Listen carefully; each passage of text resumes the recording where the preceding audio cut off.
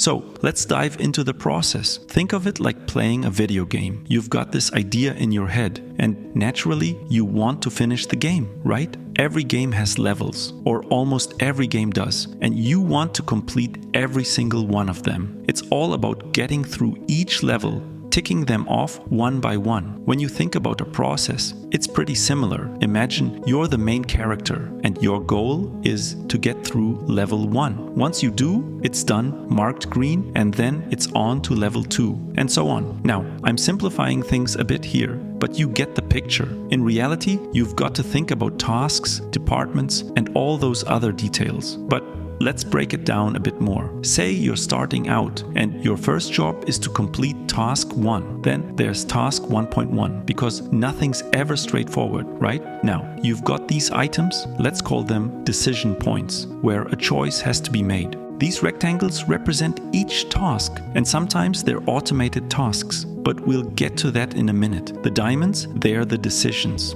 Now, your character, maybe it's you, maybe it's your boss, has to choose which way to go. Sometimes the decision isn't even yours. The boss steps in and says, is this good enough or not? So, say you're editing something, you upload it and your boss decides whether it's good to go. If it is, great, you move on. If not, you're back to square one, doing it again until it's right. Not the most fun, but it's part of the game. So, you hit a decision point. Yes, it's good, you move on. No, do it again. But the end goal is always the same. You want to get every step marked green. So you can say, I've completed everything, even those tricky decisions. And once that happens, you can mark everything as done. Okay, I know this is a simplified version, but let's keep going. Why is this important? Especially when creating a faceless channel? Well, it's not just about that. It helps with other channel ideas too. We'll get into a specific example soon. Mapping out the process makes it so much easier to tweak things later. Trust me, it's worth it. Now, let's talk about a basic video workflow.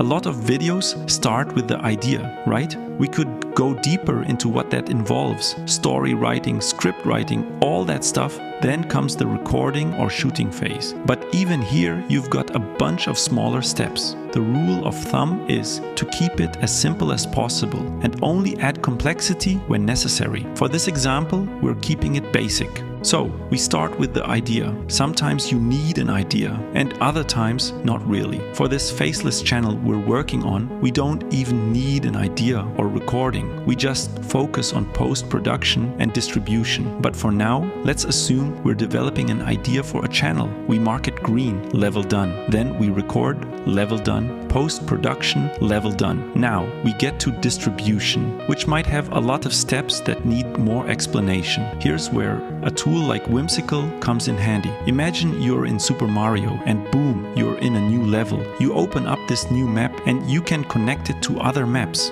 It's pretty slick because you can have an overview of everything, but then dive deep into specifics like distribution. This way, your main map stays clean and isn't overloaded with information. Now, let's talk about something more complex. As we start to color code things, we're getting organized. I won't go too deep into systemizing. There are already plenty of videos on that. But here's a simple trick.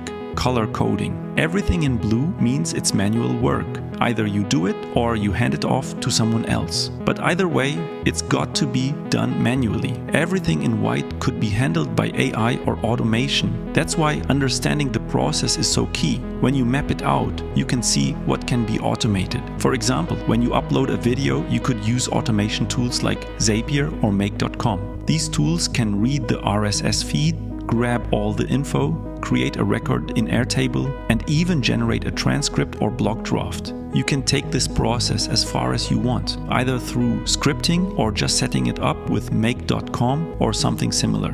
Now, if you're not super technical, this might sound a bit much, but don't worry, we'll break it down more when we get to the actual project. There's another decision point here. Should we keep writing this blog post, or is it not quite there yet? If it's good enough, great. You optimize the blog post, update Airtable, and then create a Facebook post. But don't forget to update Airtable first. So, in both cases, you either decide, okay, this is good enough, and then you optimize and update everything. Once that's done, everything's green and you're good to go. Let's move one step back and talk about SOPs. It's really important to get these basics down, especially when mapping out your process. Another key aspect is linking your process map with documentation on how to do specific tasks. This is different from the map itself. It's more about the details, like what video format to render. Let me show you a simple process map. The cool thing here, especially in Whimsical, is that you can link documents directly within your map. So, say I want to link a document, boom, it's connected, just like that.